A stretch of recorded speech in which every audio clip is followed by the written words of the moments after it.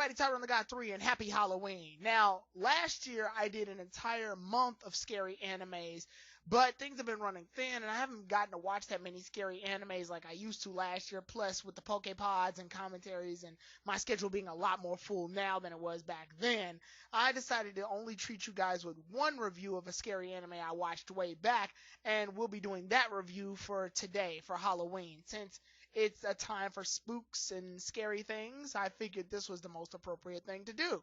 So, a long time ago, I watched this anime called Ghost Hunt. Now, for those of y'all who don't know exactly what we're getting into, Ghost Hunt is a novel that started off in 1997, but was later adapted into an anime and then further into OVAs and had a very successful manga run as well that goes way further than the series itself. But to give you all the Clip Notes version of what we're going into, I'm not going to spoil anything here, mostly because this is an anime that deals with a lot of cases, detective work. And I never, ever reveal things in detective anime because then that would ruin most of the plot. Plus, in each episode, something different happens each time. Like, there's a new case in each episode. Because there's a new case in every episode, I want to give you all the satisfaction of trying to figure out what the cases are, because much like in Detective Conan or Case Closed, there's a lot of moments where if a crime has been done or a mystery is there to be solved, then obviously you as the audience are the ones that are most itching to try to figure out what this mystery is. So, without further ado, Ghost Hunt. Ghost Hunt revolves around a character by the name of Mai Taniyama.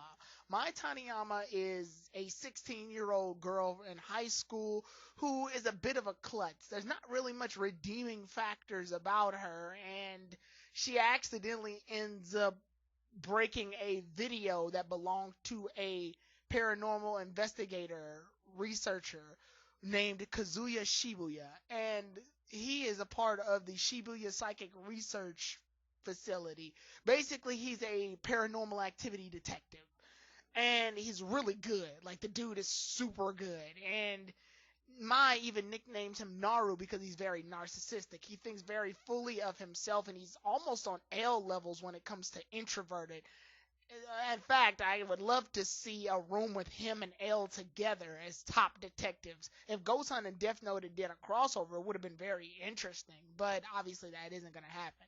Anyway, the point is, since Mai interrupted Kazuya's research in the middle of him being in a case and broke one of his videos, in order to repay him back for the damages, Mai is basically serving part-time as an assistant for Shibuya, and the two begin their investigations on paranormal activities and the special crimes that happen in all of these mysteries that happen basically on a span of 1 to 2 to even 3 episodes, and then it goes to the next mystery, and we move on from there, and that's how we have our formula. Along the way, they end up meeting several other characters, and these characters basically assist them in each of the mysteries that they do. There's a Buddhist monk known as Hashuyu Takugawa, a shrine maiden known as Ayoku Matsuzuki, and a teen psychic known as Masako Hara, and also a Catholic priest known as John Brown. So together, this team forms together, and they solve all these paranormal, ghost-like horror mysteries. And it's really fun. Like, it's a really great run, and it's definitely worth watching. The original run started with the novel in 1989, and then that ran to 1992, and then the light novel went on further than that, and the manga series actually goes on even further than that. Like, it kept going all the way up till 2010. But the anime ended up stopping at around 2007 with a list of about 25 episodes. And the manga's original run after that, because it kept going for some reason, picked up from 2012 and then ran all the way up to 2016. So it stopped last year. And a lot of things happen in the manga, which I can't go into. One, because I didn't read the manga, and two, because that would obviously be spoiling. But as far as things go with this anime, it's very enjoyable. It's not one of the best anime I've seen, especially when it comes to the scary factor. It will give you like some chills if you watch it in the dark by yourself or with a friend per se, and you all are in great anticipation of what will happen. But for the most part, the story in itself revolves mostly around the characters that are involved. You see, from Ghost Hunt's perspective, a lot of things that take place revolve mostly around Mai, but the other characters get deeply involved, with Kazuya basically introverting himself from the rest of the group. Kazuya doesn't really ask for these other characters' assistance on a constant basis. They just sort of show up sometimes. And in most cases, this is good because their skills can actually be very beneficial towards the case that they're in at the time. But in other situations, they just sort of show up because it almost feels like they have nothing better to do. Don't get me wrong, they're very lovable, and two of these characters that I won't reveal have a bit of a going back and forth that pretty much lures them into a relationship. There's other characters in here too, like the obvious other female characters that can make for shipping fuel, mostly for Kazuya because he thinks very highly of himself, and Mai is obviously shipped with Kazuya because the two are the main characters in the series. Later on in the series, we see that Mai actually has some access to psychic powers as well. Now, I know I said I wouldn't reveal any spoilers, but this one isn't really much of a spoiler because it's shown off in the first episode as well, and it's kind of the reason why Mai is a lot more useful in these cases than she leads on to be.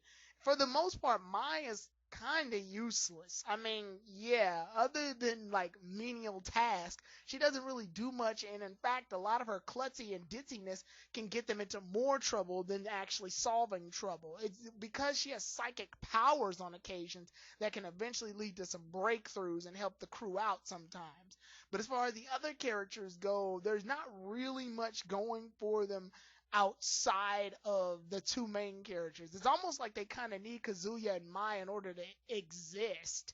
I mean, when we see the Christian monk, when we see the Christian priest, he shows to have a very flirtatious, strong guy-like attitude, while the maiden shows to be a very seductive type of woman, which you know where that'll lead. And then you got the other characters like the priest and everything like that, where they're sort of on the same playing field as mine, mostly because they're around the same age that she is. They're high school students. So with that being said, this crew can vary a lot, and I actually do like the fact that they switch them up on time to time. Not all of the members on the cases at once. Later on in the series, that does become a thing where they're all pretty much together for each of the cases, but for the start, we start to get development from each of them by having them be used little by little. Like one case will have the Buddhist, and then the other case will have like the priest and things like that. And it'll vary each time, which switches it up and makes for very good development for each of these characters. A lot of the cases that they go on are very interesting too, just because they don't succeed in all of them sometimes. There's some that where they actually end up failing to solve the mystery, or they have no choice but to fail the mystery or fail the case because the case has come to a conclusion that they can't lead to, or yes, and this has happened a couple of times, Mai will inevitably screw something up so bad to where the case is just unsolvable. Do they reach a breakthrough? Yes, but sometimes this can cause some major problems. Mai herself, to me personally, isn't that likable of a character, but I can see the formula that they were trying to go with. They were trying to go with a girl that doesn't really have much going for her, and have her be the pickup for a character that's narcissistic and introverted. He doesn't really see much of himself being friends with any of these guys that he's around. He just sort of is there, and if anything, his detective skills are so powerful that when he does literally anything, the case can get solved in an instant, whereas the other characters just sort of bumble around for a bit. It's almost like without Kazuya, the mysteries, half of them would go unsolved. So they're trying to make someone who's so closed off from the other group slowly have a development with the rest of the characters, and that's because Mai herself is slowly trying to drag him in. it's almost as if you're taking someone who's great at everything and mixing him together with someone who's basically useless at everything and pairing the two alike because opposites attract, and thus they're trying to, balance it out. Whereas Maya's more humanic while Kazuya is more narcissistic.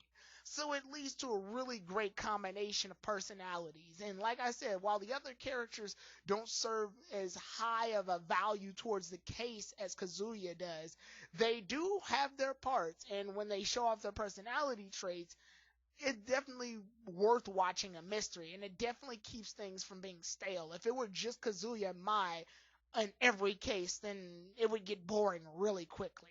Like I said, the anime runs for 25 episodes, so I say that if you're really wanting to binge, that's about 2 to 3 days worth of binging if you want to watch this. I believe it was on Netflix at one point, but I think the only other way you could probably try to watch this maybe on Crunchyroll.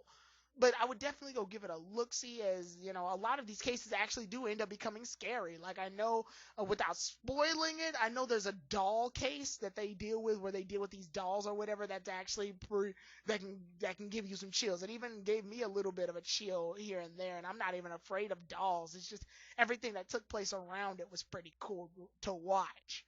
So just, yeah, the tension of it all is really good. As far as how scary it is compared to other scary animes, though, you're not gonna see a lot of blood, death, and gore like in Mirai Nikki, aka Future Diaries, or another two animes that I reviewed before. So if you're looking for that, you're going to be out of luck. But the tension and suspense of a lot of these cases that they go into are actually pretty interesting. And some of the cases are just plain not scary, but they do deal with the paranormal. So with that said, I would definitely give Ghost Hunt a shot. Go check it out if you're ever curious. And with that said, I'll see you all then, everybody. Tyrone the God 3 out. And happy Halloween.